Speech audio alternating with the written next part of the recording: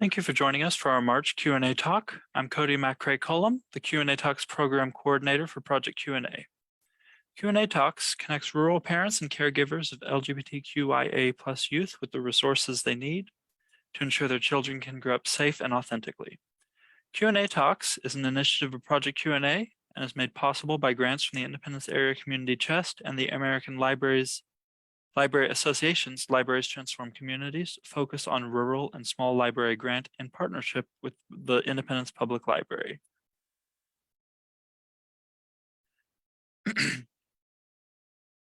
So I am Coty MacRae-Cullum. I'm the new Q&A Text Program Coordinator, and I'm here to actually give a talk about myself a little bit, kind of introduce myself to our Project Q&A community, and also to answer any questions that any of you may have out there.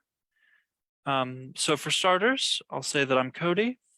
I've said that a few times now, but I was born and raised here in Independence, Kansas. I've lived here most of my life, spent most of my life here rather, except for when I went to college in Lincoln, Nebraska at Union College.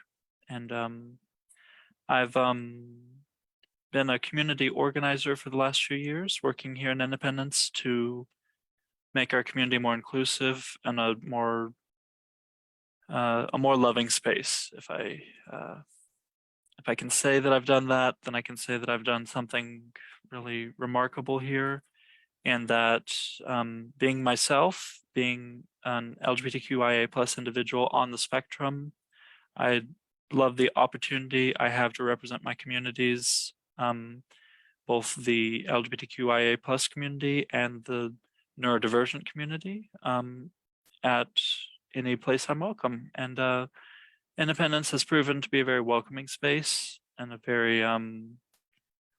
very affirming space for people like me, the odd ducks, as I call myself, to borrow a phrase from the Imitation Game.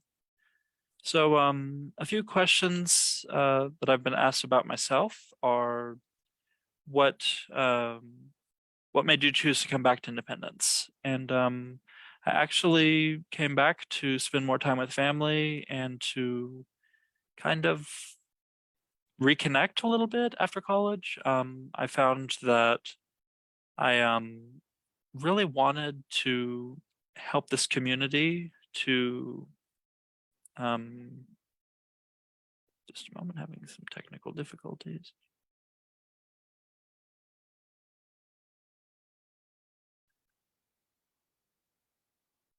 Okay, back on, I guess.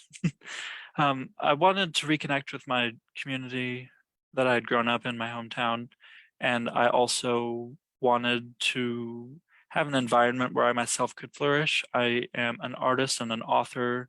I've written a children's book since I moved back home, and I'm still in the process of several other writing projects. So I'm hoping that by kind of re-immersing myself in the rural Southeast Kansas community that I grew up in, I can find inspiration for writing more about communities such as Independence, where I, as I said, have spent most of my life. So I love it here. I really do. There's a lot to be said for a community where I can feel welcome, but also a community where I feel that there's work to be done, and I feel that there's a felt need to really thrive and flourish as a person on my own. And I am so incredibly thankful for family and friends who help me to remember that there's a space for everyone in this world. There's a space for every odd duck and every individual that can sometimes feel marginalized or othered. So yeah, I've got a few kind of rapid fire responses to other questions that I haven't been answered, but I maybe anticipate could have come up. For example, what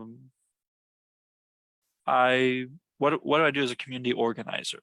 Community organization is actually kind of a field in public service most of the work that I do for community organizations and for community activism groups is volunteer based.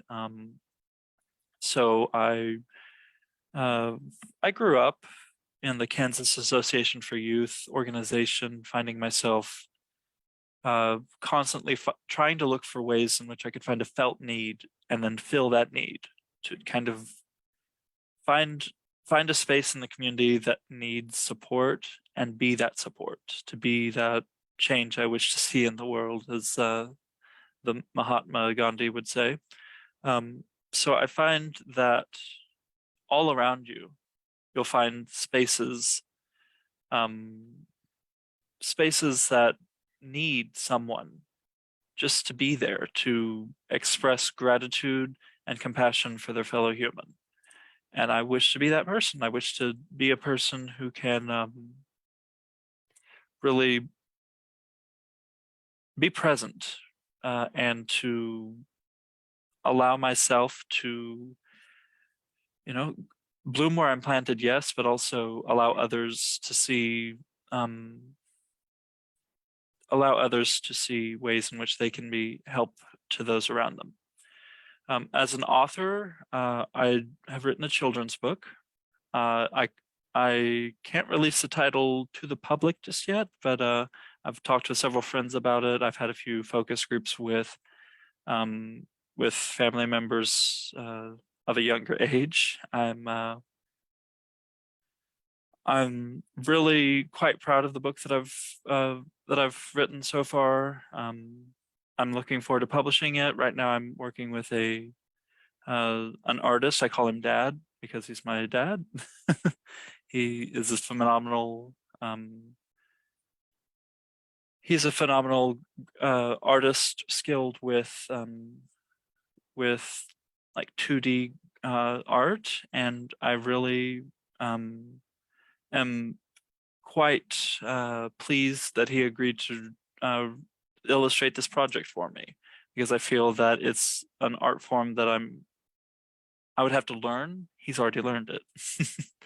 And I've spent a great deal of time on the project and found that the more I look at it, the more I feel that it's a book that needs to get out there. It's a story that needs to be told for children that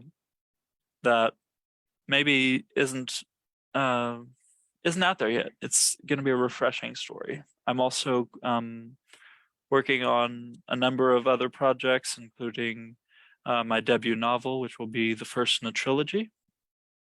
And that is actually a story called a story called Believe and Tremble, which is set in the, I would say, not too distant future in a small town in southeast Kansas, a completely fictional town. And it follows kind of a supernatural romance plot line with both drama and comedy elements. I'm quite proud of that story. I'm also working on pre-writing a book called, don't have the title yet, but a book rather about a dystopian futuristic element of society without literacy. So a book in which, much in the same vein as Fahrenheit 451, kind of literacy is outlawed. And that's going to be an interesting project to take on, especially since literacy is how I found my calling, how I found my real niche in life. I love books. I love reading, writing. I love to practice literacy. So imagining a society where that is not only discouraged, but actively persecuted is an interesting concept for me. Also, I am working on a poetic concept for a narrative structure that will kind of sequel my children's book, but not quite a sequel. It's interesting to discuss a concept for what I have pre-writing on that I don't really know how to express that it's not a sequel, it's just in the same it's in the same narrative universe. So yeah, enough about writing though. I've gone to enough detail about that. I also enjoy working with the internal arts, especially traditional Chinese medicine. I've recently started volunteering to teach Qigong classes at the Independent Senior Center, and that's immensely fun for me. I primarily practice Bagua Zhang and Tai Chi, which are two traditional martial arts forms from China that are more movement oriented, more flow martial oriented. So I found that Qigong though is more relaxing. Qigong is geared towards relaxation. It's the cultivation of Qi, life force energy, and it's honestly and truly greatly beneficial for a number of health benefits. So that's kind of what I have going on right now as far as writing and volunteer work. I, of course, have my responsibilities as the project Q&A Talks program coordinator. That's what I'm doing here. And I also am actively involved with the Pride Planning Committee for SEK Pride. I have been since I believe 2019 was when I first got actively involved, when I was elected as the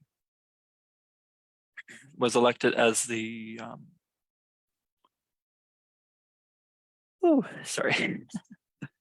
I was elected to be the community outreach coordinator for Project Q&A, which involved a great deal of planning for the Pride Committee. So,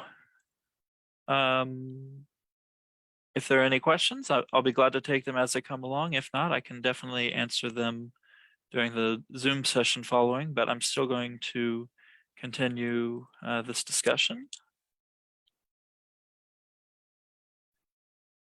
I have an art page on Facebook called The Dragon of the Midwest, which is my username for social platforms involving my work aside from my personal page.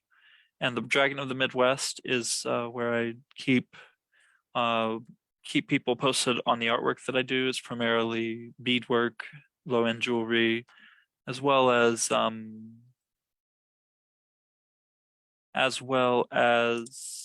some painting. Not a sketch sort of painting, but mixed media, really. Mixed media is a good word for what I do there. And I also keep a literary blog where I discuss books relevant to queer culture, as well as the topics of mental wellness and mental illness, because I believe that we should self-advocate as much as possible when it comes to LGBTQIA plus matters, as well as mental health. And I call it Bye Bye Books blog, and it's on Blogspot through the Blogger service on Google. So it's a lot of fun to be able to blog about like books that I found interesting as a person with neurocognitive disability, as well as an individual who identifies with the LGBTQIA plus community. And I also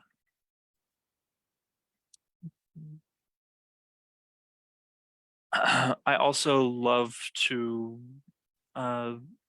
exercise. Like walking is so relaxing for me that I prefer to walk if I'm given the option. I find that it's really like a calming way to go about, where driving never has been for me. So you'll often find me walking around town anywhere Anytime I have somewhere I need to be, usually walking, which is preferential for me personally. I love to cook. I'm planning I'm planning a special meal for friends for St. Patrick's Day, coming up in a few days. What else?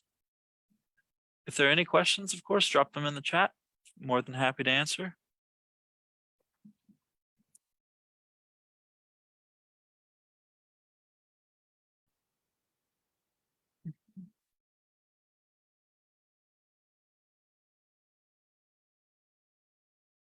As always, I appreciate this opportunity to speak. I love Project Q&A and the work that we're doing for the rural LGBTQIA plus community. And I also find that the work is needed. It's necessary to do what we're doing. It's not just about the Pride Festival. It's a big part of what we do, but also having this space to communicate as LGBTQIA plus individuals and our allies, but not just communicate, but also have a sense of real community there is absolutely essential, I think.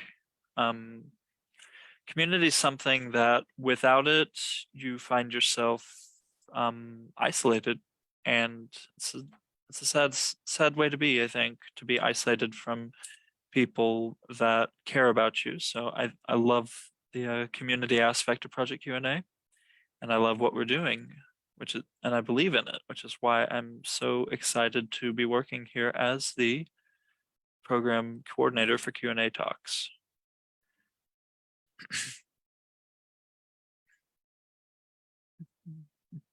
So a little bit about what I have planned coming up for Q&A talks is to really take the program that we have here and run with it. I love the concept of Q&A talks, of connecting caregivers, parents, and guardians of LGBTQIA plus rural youth with the resources they need. And I feel that it is. Oh, well, thank you, Leslie. I just saw your comment there. I appreciate that so much.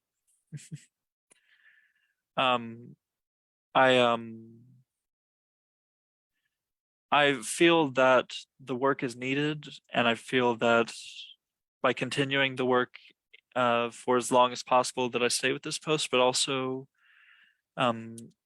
expanding it a bit to have, of course, these monthly programs, but also maybe a forum setting to where we can have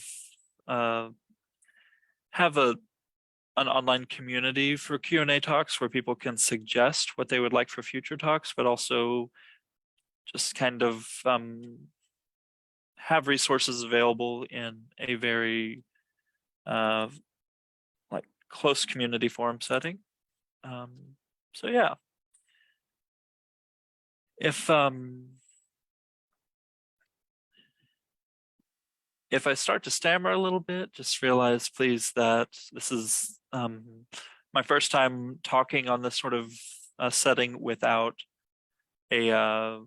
someone to converse with. So it's different than the usual setting for Q&A talks, which is fine by me. It's just a little different.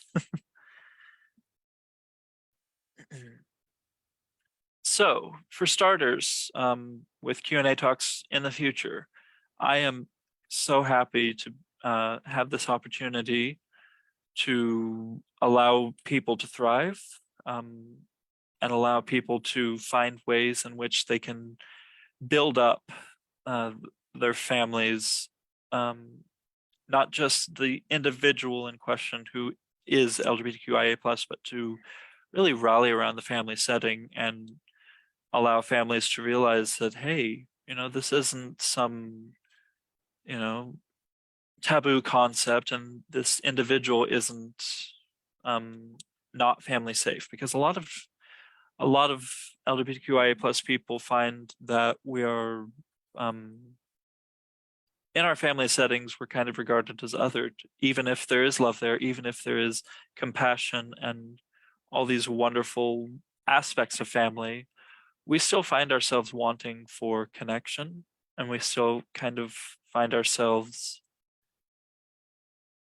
still feeling that need to seek that chosen family, which I love chosen family and the concept of chosen family. I see nothing wrong with it. It's just that sometimes we need those mom hugs. Sometimes we need um, those moments where we don't feel different, where we don't feel like the odd duck out. And I really and truly believe that this program has great potential to build up families and to allow families to embrace one another and to grow together and grow in love. And I think that's honestly what this program is about, is family love. Because if someone's going to log in to Facebook on a Wednesday evening or follow the archives and find all these resources, that does truly and honestly indicate love and compassion for the LGBTQIA plus child. And I believe in this program so ardently that I am honored to have this opportunity to serve in this program. And it's a great opportunity, really, to be able to take this mantle and run with it. So I want to thank the Project Q&A board, and I want to thank our director, Brandon West, and I want to thank all of you for tuning in, of course. Not wrapping up just yet. Just wanted to take that moment to express my gratitude, because this program is a program that is unlike any other I've ever encountered in like all of my experience working as a member of the LGBTQIA plus community and self-advocating. I've never seen a program quite like this.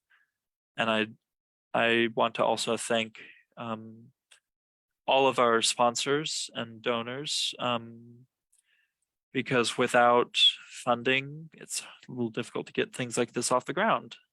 So thank you to the thank you to the Independence Area Community Chest and the American Library Association Libraries Transform Communities Focus on Rural and Small Library Grant. Thank you to Project Q&A, and thank you to the Independence Public Library. All of you that have donated in the past, and thank you so much, because without the funding, as I said, it's difficult to get these things off the ground. It's difficult for us to continue the movement and continue the momentum that we have going.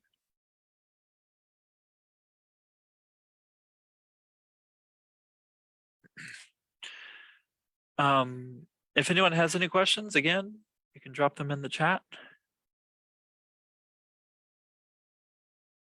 I would say,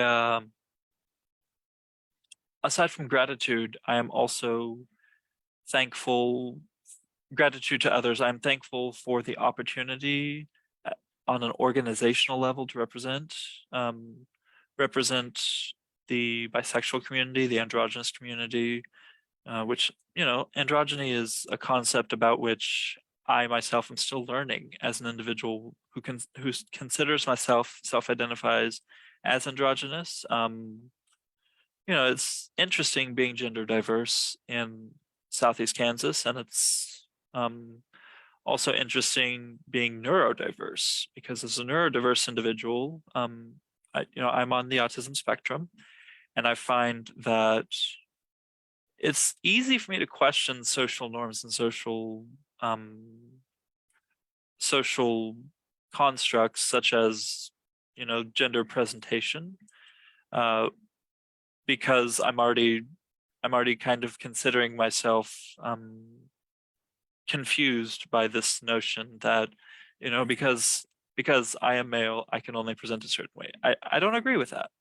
It's something I've always questioned, and something that I'm really starting to attempt to confound the system with myself, with my androgynous gender presentation, and to really honestly thrive as a gender diverse individual. And I love it. So yeah, I also believe wholeheartedly in community, even though I sometimes find myself confused by it. I believe that we're better together. I believe that while introversion can be a natural inclination for people on the spectrum, such as myself, I prefer being active in the community. I prefer being around people who care and being around people who want to see me thrive and are cheering for me and rooting me on all the way. And I appreciate that gift of community because I believe that people, even the most introverted among us, people are at our core social beings. We are at our core beings that thrive on this sense of interdependence and interconnectedness. And I love that so much that while we think sometimes that we have to or can do it on our own, things just so much better when we're taking care of one another and relying on one another for support. And yeah, I think that's all I have to say about that. um, but yeah, again, any questions, drop them in the chat. I will be glad to answer.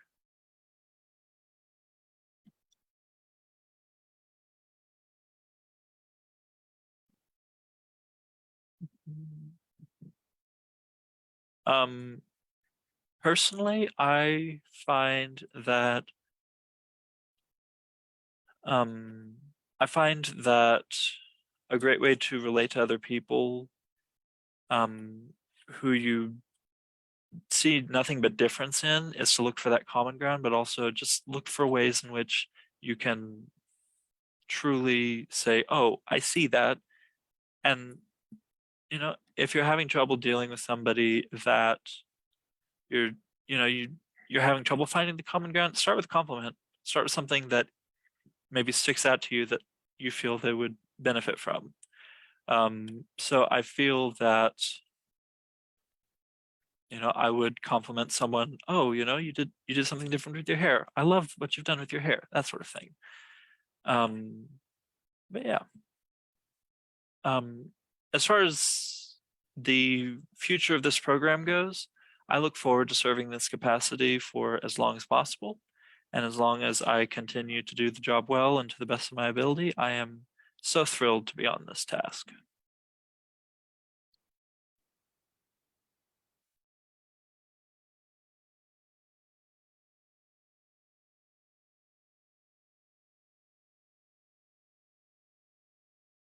Okay, I see a question here in the chat. What projects do you have in mind or upcoming for rural folks, especially in their own communities? That's a great question. In terms of uh, outside of the Southeast Kansas area, we are planning on launching future chapters as kind of other communities see what we're doing on a national level. We definitely want to expand that. We definitely want to have, for example, more pride festivals in rural settings.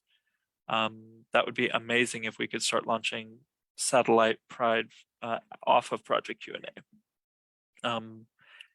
I also personally, I want to invite people from all over to experience the Q&A Talks program because it's I'm sitting in the local public library presenting this talk, and I interview people for like asking others from outside of the community that I live in for the opportunity to give these talks, but I would absolutely love to, hear from people in other settings like, hey, you should talk to this person because they're an expert on this, or you should talk to somebody I know who, has a compelling story, because story moves people in a way that just information doesn't have as much of a tendency to. So I would love to have like a personal storytelling aspect of Q&A talks, like something that is really impactful. I hope I answered your question well, Carolyn Marie Fugit. If not, please say so and I will continue to respond.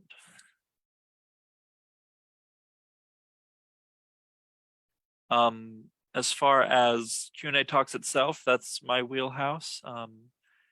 Anything beyond that, I would have to kind of defer to the rest of Project Q&A. But I would really love to get that green light for like a forum setting where people can post information about what they are finding they need help with, and resources kind of in a commonplace setting. So yeah.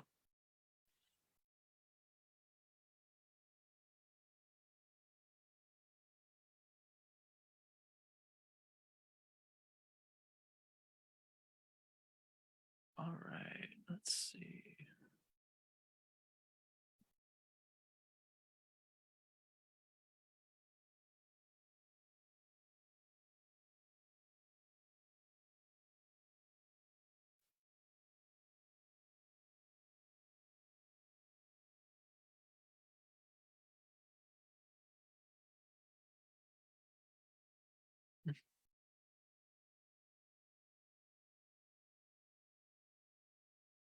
Oh, that's an awesome idea. I'm gonna have to jot that down when I get done here.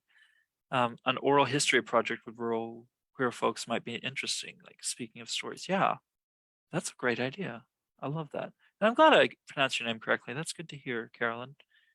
Um, yeah, I'm gonna I'm gonna talk to the board about that one. I'll start with talking with Brandon about an oral history project with people telling their own stories of, growing up LGBTQ, for example. I like that. So thank you for that idea.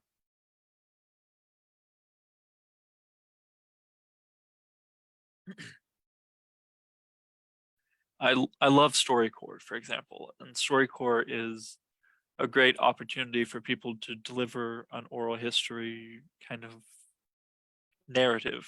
And as I said, narrative is a powerful way to impact people.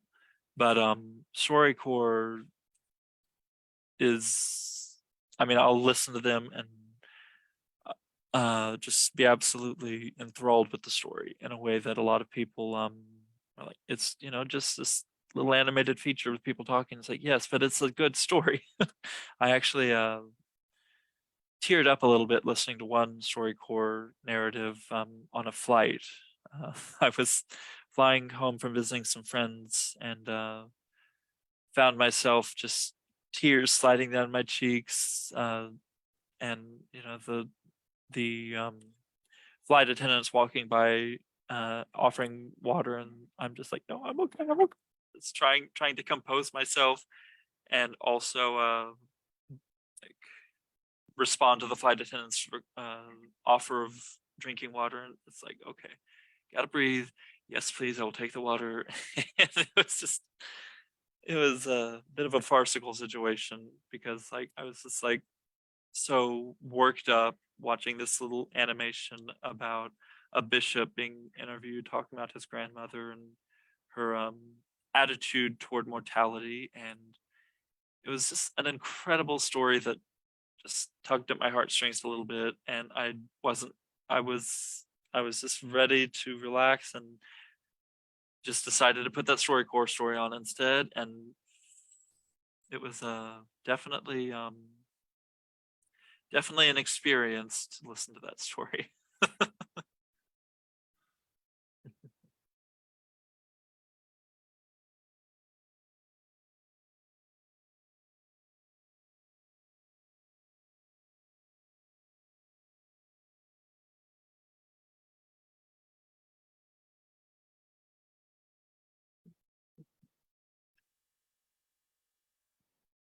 All right. If there are any other questions, I'll be glad to take them.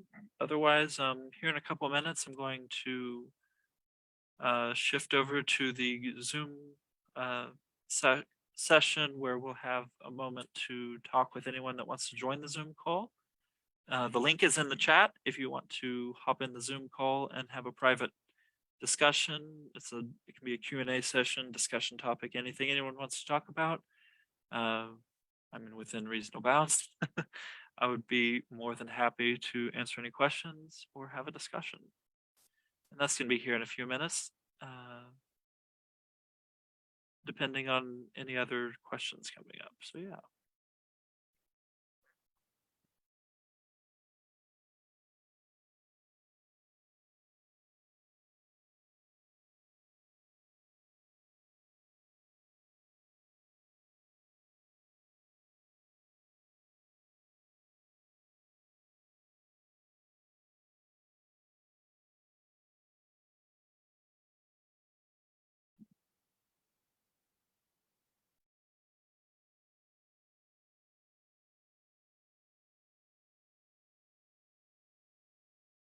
All right, so thank you to all who tuned in and our partners at the Independence Public Library and our funding sources, the Independence Area Community Chest and the American Library Association. If you would like to continue the conversation with me on Zoom, follow the link in the comments. Be sure to tune in next month for Project Q&A Talks program. We will be talking with Miss Hyla on April 19th. She will be discussing misinformation and LGBTQIA plus youth. If you would like to find out more about Project Q&A, our work, or to view past Q&A talks, visit our website and follow us on social media. To support the work we are doing in rural communities, please consider making a tax-deductible donation today. Thank you for watching our Q&A talks this month. If you have any questions for me, follow the link in the comment section. Thank you very much and have a wonderful evening. Goodbye.